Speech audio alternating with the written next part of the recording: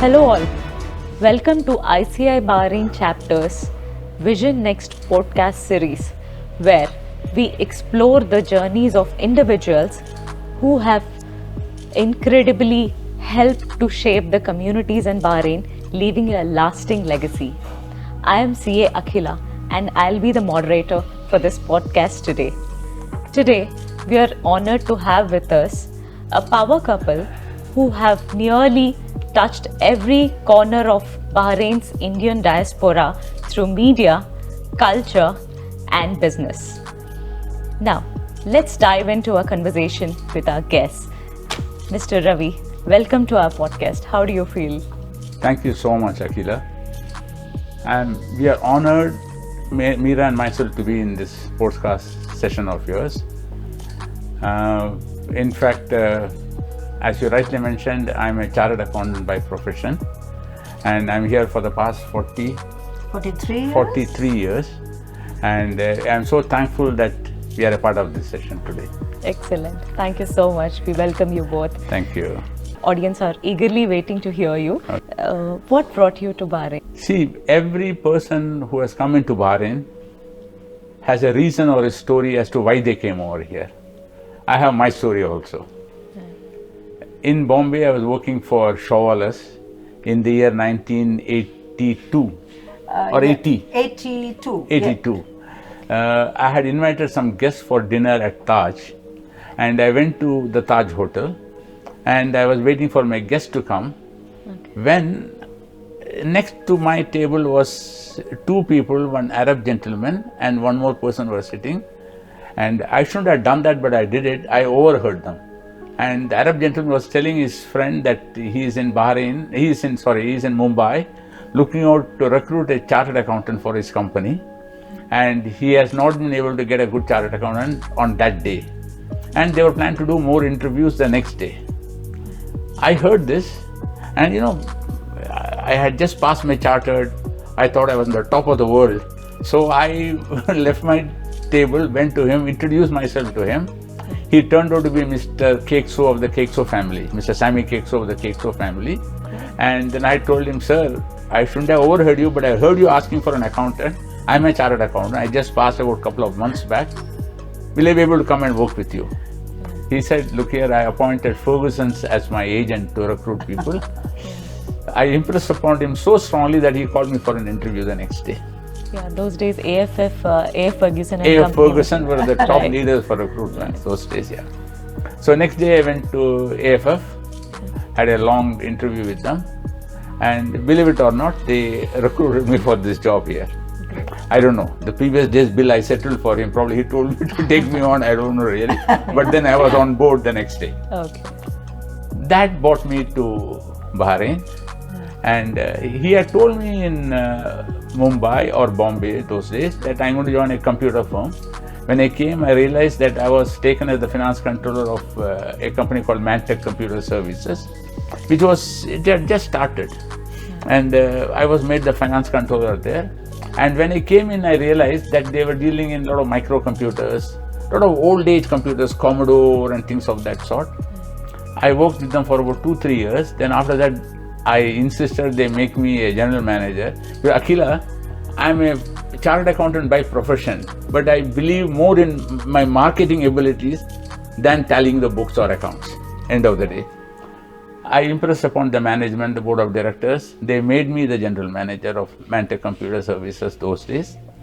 And after about 6 months, I realized that the whole computer market was changing. The days of mini computer were all getting outdated, and the personal computers coming to the forefront. Right. So I thought I'll change the portfolio of the machines we have in Mantech. So I went and signed up with Compaq. They were the competitors to IBM. Right. I went and signed with Compaq for personal computers. That was the higher end. Yeah. Then I took a lower end called the Daewoo computers from Korea. Then I signed up with Hewlett-Packard. They had an agent for selling printers. Okay. I took a sub-distributorship with them. Okay. Because I had to make a package so that I can sell people the whole unit. I didn't want them to go for a printer to another shop. Okay. Then I latched on to a novel networking system.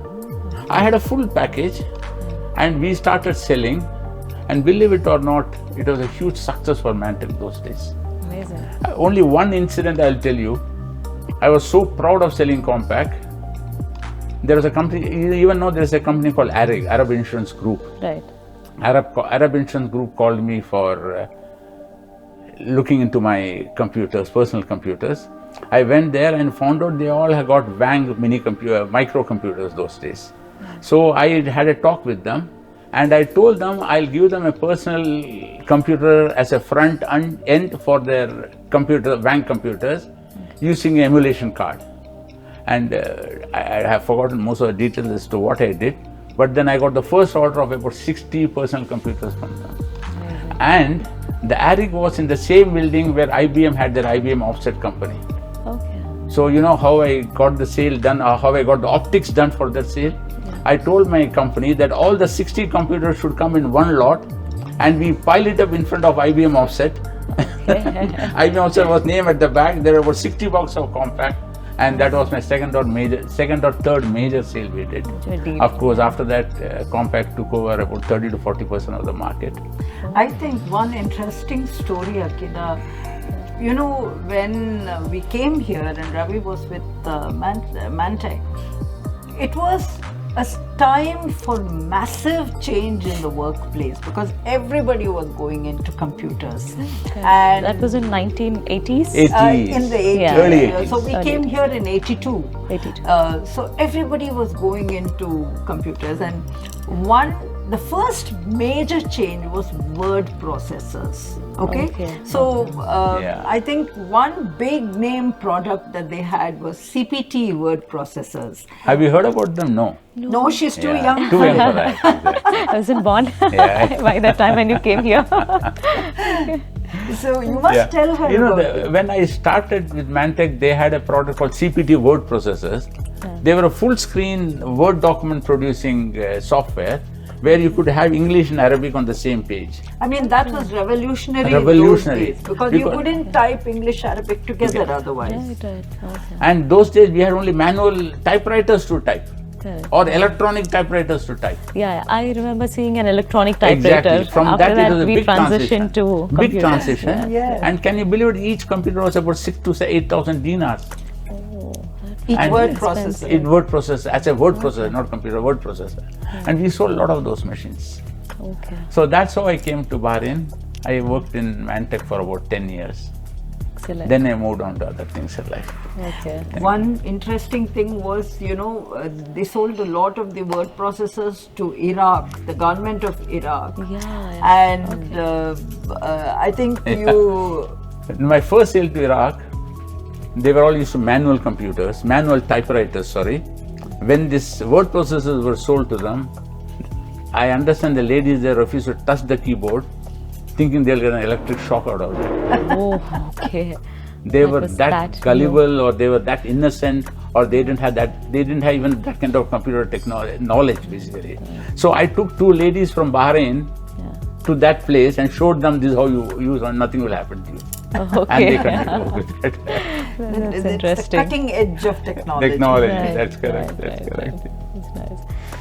So this is a question for you, Mrs. Meera.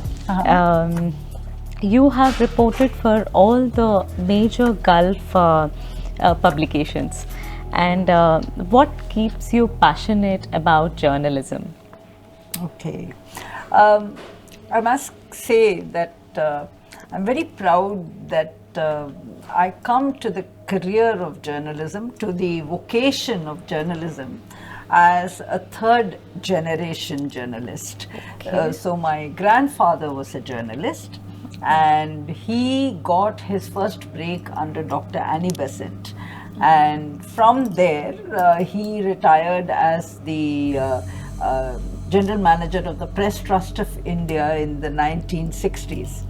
My father was a published author with 4 books to his credit, and I think over 50,000 articles in all kinds of magazines and newspapers, even though he considered writing as his passion, and he was an aeronautical engineer by training. Okay. So I am a third generation journalist, and if you ask me what keeps me invested and interested in journalism, it is the fact that, you hear actors say that when they are in a role, they reinvent themselves every time, and that keeps their interest going, right? Similarly, when you are a journalist, every subject and how you interpret that information and knowledge for your reading public, or in these days on social media, or any channel of communication, even this podcast, every subject and how you interpret it makes you a new journalist. It's not the same Meera Ravi who wrote an article about something else, about the Bahrain fort, for example, and she is doing it here. No, even if you're writing about the history of Bahrain, it changes. That's what keeps me going in journalism, the ability and the chance to always reinvent myself. Good, amazing. So it's like you've been a voice for 40 plus years to all the Asian community across Bahrain. So that's I'm interesting honored to know. So we'll move to a question to Mr. Ravi. Yeah. I know you're a chartered accountant turned entrepreneur. So please, we would like to hear about your shift to entrepreneurship. Yeah. I worked in Mantech Computer Services for about 10 years, and I think the change I brought in Mantech was I made a clear stream of income for them, not just selling hardware. I realized there's a lot of engineering income that can come if you start doing maintenance for computers all over Bahrain, which was not there those days. I started that, recruited about 20 engineers, and if I remember right, I think we had an income of about 25,000 dinars, only engineering income, that took care of our monthly expenses. And that was the starting point of growth of Mantech. When I was there, our office was in Manama, and then we made enough money to buy a big building in Sitra later on, basically. Great. Having worked there for about 10 years, I started dreaming things on my own. I started dreaming things on my own, not just to make money, but I wanted to be more independent as to whatever I was planning to do. That's when, and I was very close to the printing industry those days.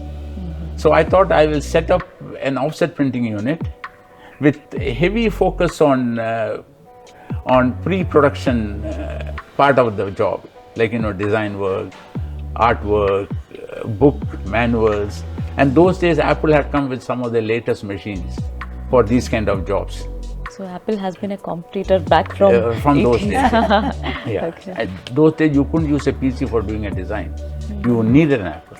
True. Yeah. True. And I started a very big offset printing unit. Ran it for quite some time till the Iraq war started, where we had a fear that we may have to leave the place and go. And I can't run back to my own country carrying 4 Heidelberg of 30 tons. So I just thought I will get out of that business. I sold it off before it became a crisis. And after that I started a consultancy called what I'm running now. And then I started taking up consultancy work, marketing consultancy work. Like, I've been associated with several companies in Bahrain. I have been associated with Lulu in a big way. I've been associated with several Dadabai companies, several other companies. With the government of Bahrain. I've been involved with the government of Bahrain, a lot of work for them as such. And we have been doing very well in that. What I realized was when you go into a consultancy, there is no capex column for you. You do what you can with your own resources and with your ability, Exactly. and what you can do on your own. And I think especially after the Iraq war, we thought that is the right way to go ahead for expatriates like us. Right. And we did that. And we have been continuing that now for quite some time. And I think what else did we do other than that? I think that was You were into the food business. Yeah. food business. Yeah. Yes. Food business is a passion for me. Okay, that is not my main hardcore business. It's a passion for me. I'm a foodie Okay. on my own as such. And when I had come to Bahrain, this is once again a small story for a minute. I think this was around 1999. 1990, yeah, when I came to Bahrain and I went to one of the shops in Manama to ask for some good sweets. He gave me some sweets which was not up to my expectation. So when I told him that, look here, I'll pay you more money, but give me some quality stuff. He said, nice up, if you want, you do it yourself. This is what I sell and this is what I'm going to continue to sell. Okay. I was very young. I'm talking about 40 years back. I was very young. And I said, okay, are you challenging me? He said, ab karke dikhaiye mujhe. I was going to Madras the next day. I changed my travel plans. I was born and brought up in Calcutta. Okay. And I know all the Bengali food outlets, sweets. Bengali sweets. So I took a detour, went to Calcutta first. And in a day, I struck a deal with one of the biggest sweet makers called Gupta Brothers. Okay. I brought them here in about 3 months' time. And Akhila, believe it or not, I started something that was equivalent to a Godiva chocolates those days. Okay. There were several outlets. And I had a very busy schedule, doing my job till about 5:36 in the evening, coming back to this business, managing it. But why we never got exhausted was we set up certain standards. We set up certain quality controls. And that took off very, very well for us. And that's why I got into this business. Of course, later on, I got into a unit called Kailash Parbat. Yeah. And now I am with Bikanerwala, Okay. one of the leading franchise from India. Yeah. I think it's about 200 plus outlets. Yeah, about 200 across, plus outlets in India. They are number 2 franchise in India. Number 1 is Haldiram. Yeah. The second one is Bikanerwala. Bikanerwala. And there are about 25 outlets in Dubai alone. And ours is the first flagship outlet here. Okay. And let's see how it goes. It should pick up. It's a big name. Yeah, definitely. I realized that after I took the franchise. It's a very big franchise. Huge name. Right. I hope I can do justice to it over a period of time. I remember an instance where when you have first launched Bikanerwala in Bahrain, so many Indian community in Bahrain, they rushed to Bikanerwala because it's such a brand, it is across the UAE, across India, everywhere, and everybody wanted to try it, and we are still continuing to. Exactly. Thank you so much for all the support. We need the whole community support. Correct. For us to bring up Bikanerwala. If it was a normal instance where, if you had ignored the comment of that sweet shop guy, probably this would not have never come up. That's very Exactly. But I think also we are very, very grateful to the Indian ambassador, Mr. Vinod Jacob, who has always put Bikanerwala front and center of as an example of Indian investment. Yeah, in fact, whenever he's called for a Bahrain India Society, I heard myself when he had a big conference, when there were a lot of delegates from outside the country, he talked about investments by Indians in Bahrain. He talked about Taj coming in. He talked about Apollo Hospital coming in. And the third one he mentioned was Bikanerwala. Okay, great. So we are so proud, and I'm really thankful to the Indian Embassy for the kind of support they lend us, even as of date. True. And that helps us a lot to promote ourselves on the market. And Bikanerwala is famous for what they are doing. It takes time for people to accept it. And once they come and try our food, I'm sure they are with us after that always. Yes. I wish you all the best in that venture. Thank you. Now, I would like to hear more from Mrs. Ravi. Sure. As an editor of Salam Bahrain, how do you decide what stories matter the most to the Indian diaspora? Okay. When Salam Bahrain, when Ravi and I started Salam Bahrain, we thought of a tagline, and the tagline is "We speak your language."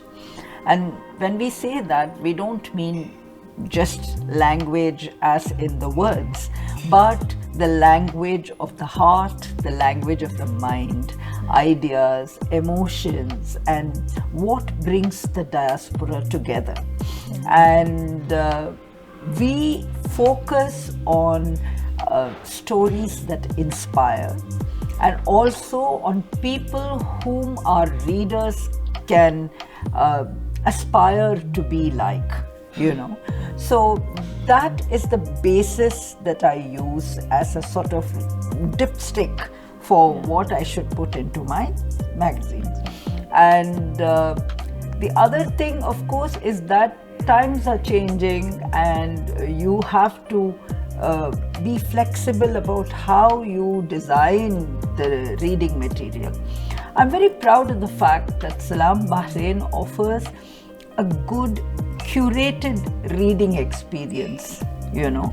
So we draw on stories not just from the Bahrain community, although the Bahrain community is central to our reading experience, but we also talk about what's happening in the diaspora around the world, and we talk about what's happening in India, and how, and the whole idea is to keep my reader engaged and to make sure that they go away from the reading experience having felt something.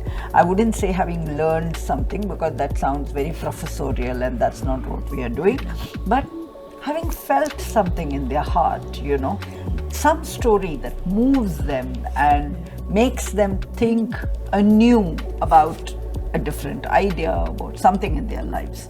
That's how we Probably looking into something from their eyes and feeling that and putting Exactly. penning it. Exactly. Excellent. So I also wanted to know, I think you have organized Bahrain's most celebrated cultural events. You have, your contributions are immense in that front. So what is your most memorable one such event? Okay, so for cultural events, you know, we are a team, and we love doing it because we are very invested. Both Ravi and I are very invested in sharing our culture with Bahrain and the world. And through the Salam Bahrain banner, we have had this incredible opportunity, isn't it, Ravi, to bring such a wide range of cultural experiences to Bahrain. And we think we're very lucky because Bahrain has made it possible for us to bring these experiences and bring alive a different aspect of our culture. So if you ask me which are the experiences that we most enjoyed putting together, I think we both agree that the most prestigious was when the Indian Embassy asked us to put together a local show for the public audience for Mr. Narendra Modi's visit. Yeah. When he came here and he met with the public in the stadium, just before he came, to keep the public engaged, we were asked to put together a show. And I think within 10 days. 10 days, 10 days. we managed to put together a group of about 150 local artists. 150 is a very big number. It was amazing because everybody was so charged up and enthusiastic about it. And we had everything from dance to music and, you know, folk arts and everything represented. And that was something we were very proud of, isn't it? Yeah. And the other thing that I really think of very fondly is I'm a very passionate member of the Indian Ladies Association. And for the Golden Jubilee of the Indian Ladies Association in 2006, I was the chairperson of the Golden Jubilee Organizing Committee. And we worked in tandem with the managing committee, and we put together a series of events. one of the events was called Souk al-Hind. And the whole idea of that event was to explore the intersection between Bahraini and Indian craft arts.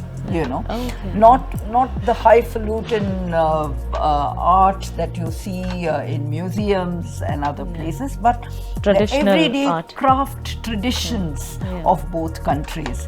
And we were very lucky because then Ambassador Mr. Balkrishna Shetty got us the use of the heritage campus just next to the National Museum. And we set up stalls there, and I must confess, Ravi is very, very fond of exploring the arts. So he has a little black book of craftspeople. I just borrowed all the addresses from that, and it was great. We had a 2-day event. It was a fair that the likes of which nobody had seen before. We had Bahrainis and Indian craftsmen sitting next to each other and demonstrating their art and selling their crafts. And I think over a period of 2 days, we had nearly 7,000 guests. And I think you should tell Akhila what kind of craftsmen came. Yeah, we had a bangle maker from Rajasthan, a lakh bangle maker, and then you are from Hyderabad yourself, so you know bidri work, right? We had a bidri work silversmith coming, and then we had a glass blower.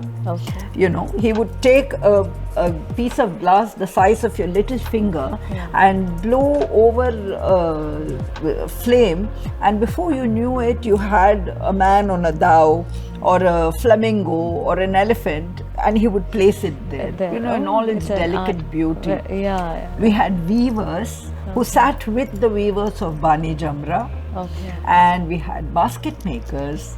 It was the whole gamut. And it was amazing. The experience was so immersive.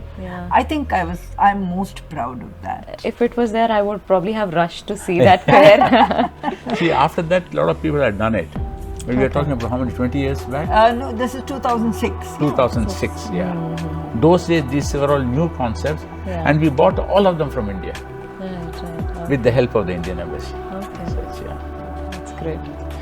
It's lovely to see how you both as a couple go hand on hand, supporting each other in your initiatives and get going. I must tell you one thing, Akhila, because ever since the choice of going into entrepreneurship was initially Ravi's, but having stepped into that arena, the whole family has been together on it.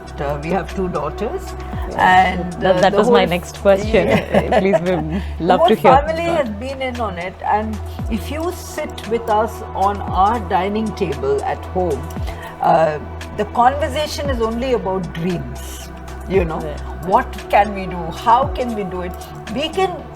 We have so many dreams, and that's part of the fun of the experience. Dreams will eventually turn into reality. Yes. And even if they don't. Even if they don't, it's okay. Dreams to Even if dreams. it fails, it's okay. Sapne hai. Exactly. So, your daughters, I heard, one of them is into your footsteps and one into your, in terms of entrepreneurship and journalism. My elder daughter, her name is Meenakshi. She's in TV channel in London.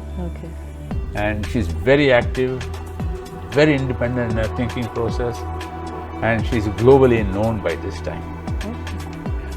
And my second daughter is an actuary. She's working as a vice president of business development in legal and general. Both are in London, and they were born and brought up in Bahrain. They studied from Sacred Heart. From here, they went off to London for their further studies and continued to stay there. I think one thing that we're very proud of is that in Bahrain we could expose them to a sort of global environment and help them to define themselves and what they would like to be when they grew up. So Meenakshi, for example, is also a classical Bharatanatyam dancer. And she learnt that in Bahrain, you know. The access to dance teachers of great quality, and she had her Arangetram here. Done in Bahrain. Yes, and then she went to Madras and fine-tuned it. And even now, although her career as a journalist doesn't give her time to perform, she still teaches, and that's how she keeps in touch with the art. Amazing. And I think that's a huge Bahrain blessing. Yes, definitely. And Bahrain is such a place, you know, as you said, it's global. It gives you every opportunity, Very be it true. art or anywhere. And the Arangetram offers what we had in Bahrain. We could do it because of the support of the Indian Embassy. It was Mr. Gill. Mr. Gill, And he was so helpful. he took it upon him personally. He invited about 8 or 10 other countries' ambassadors. All the businessmen of Bahrain were there to see the program. And it is one of the best Arangetram that I have seen in Bahrain. It is such a big milestone in a dancer's, you know. Very true. That's very true. I also see that you were a past president of the Indian Fine Arts Society. That's so true. that tells how interested are you both in as a couple in the Very arts. true. Very true. I would like to know your connection to the Bahrain chapter of ICAI. I understand you are a founder member of the Chartered Accountants group here in I have Lovely memory. I have a couple of good memories. See, ICAI has grown very big now. I'm talking about 30 years back, 35 years back, when I had come to Bahrain, and there were a lot of chartered accountants those days, but we were a lot not together as I see today. So the first meeting for a chartered accountants group was held in my house. I will not call it as ICAI. I didn't even know who I should go and talk to make it the bigger unit. But about 35 to 40 chartered accountants got together. We had one Mr. Kumar Krishnamurthy. He was a past president. He was a past at some president point. of exactly. chapter. Even Bahrain Karthik chapter. was also in the committee. Yes. We had one Mr. Karthikeyan and myself. We got about 30 to 40 chartered accountants together. We had the first meeting. I was staying in Kuwaiti building those days. We had a meeting there. In those days, Kuwaiti building was like the Seif Mall of Bahrain. Okay. It had 3 floors of shopping and then the rest were residential. Okay. So we had a meeting for about 30-40 chartered accountants where we decided how to take it further, how to tie up with other organizations to move forward. So we did 1 or 2 programs together. Then after that I got busy with my own job. And for the first meeting itself I realized that as in fact ICAI Bahrain has proved what I thought was right. There was a tremendous growth factor that I could attach to all the chartered accountants staying here so in their career. And we had a meeting and everyone appreciated it. They were ready to come for a meeting regularly to take things forward. And that's how the whole thing started. And after that, Kumar took it up very seriously, Karthik took it up very seriously. Eventually, it became a legal group under the Bahrain Chartered Accountants Association. Chapter, And then, it, of course, now you are one of the best in town as a career-based setup in Bahrain. ICAI Bahrain is awarded the best chapter award yeah, the last we are also 9 Time and again. consecutive We are so Yeah. proud of it. And the second incident or the second memory I have is when Sridhar was the chairman or president in the year No, it was 2018. 2018. Sridhar Sitapati. Sridhar Sitapati. I got him the keynote speaker from a Swaminarayan group called Puja Brahma Vihari Swami. Brahma Vihari Swami, today you can't even go near him. He's so busy. He's so busy. In fact, probably he's building temples all over the world. The Abu Dhabi temple was built by him. The one in Bahrain is going to be built by him. He's doing one in Paris. He's going to do one in Australia. So when Sridhar said, I want to get him for a talk, I went and told him, Swamiji, can you come and address? He agreed to do that. And Akhila, that's, I don't know, I personally feel that's one of the best speeches I heard from a sadhu. Right.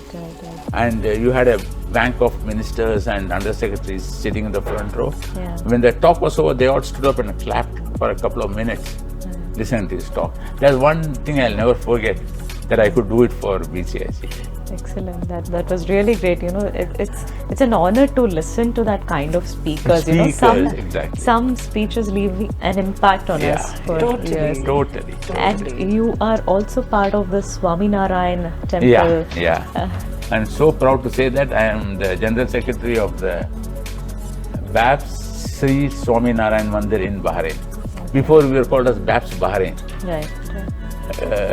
The king and the prime minister of the country were generous enough, good enough, so nice of them to have given us 10,000 square meters of land in Salmabad, where you're going to get a properly built Hindu temple with Shikarvar Mandir for the next 2-3 years. I think that will be the first bespoke Hindu temple to be built in Bahrain in over 250 years. Okay. Yeah. Because the other temples are all, either very old or very, very new and working out of villas. But this will be built from scratch to the ancient architectural format of Hinduism. I have seen this temple in Abu Dhabi Yeah, I've seen recently. the temple. It was amazing. So It was built by under the BAPS, care of Pujya Brahma Vihari Swami. Okay. And he is going to And be in charge. inspired by our Mahant Our- Swami, Okay. who is the leader of BAPS Our throughout movement the world. all over the world. Yeah. Great. So that's going to be a landmark, and you will see the developments as we go along. Right. The announcement will be made in the next 2-3 months' time. Okay. Let's see how it goes. Yeah. So that's really nice. So, what would be your advice to the young Indian and entrepreneurs hoping to build a career abroad? You being an entrepreneur, I think you're the best to answer that question. Let me tell you, getting into business is a mindset. If you're going to get into business saying that I want to make money from day one, it may not happen. Okay? And getting into business depends upon what kind of family you are coming from, how much money you have to start the business. But after having said all that, I would say anyone who wants to get into business in Bahrain, come to Bahrain, work for over 8 to 10 years, save some money, and the last 5 years of employment start identifying what you want to do. And then branch off.